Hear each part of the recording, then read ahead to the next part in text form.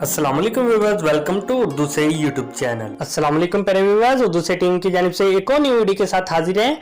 और आज की इस वीडियो में हम आपको बताने वाले हैं माहरूख नेम के मीनिंग और इसकी तफसीलात। माहरूख के इंग्लिश में स्पेलिंग बनते हैं MAHRUKH। जिन्स लड़की है, मज़हब है मुस्लिम। माहरूख के मायने हैं चांद से चेहरे वाली, चांद जैसी शक्ल वाली, यानी कि खूबसूरत।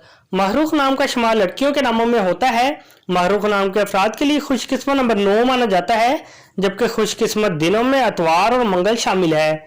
खुशकिस्मत धातुओं में हिस्सों के हिसाब से तांबा शामिल है। माहरूख नाम के अफराद के लिए मुआफिक रंगों में सुर्ख और हल्का सब्ज रंग शामिल है।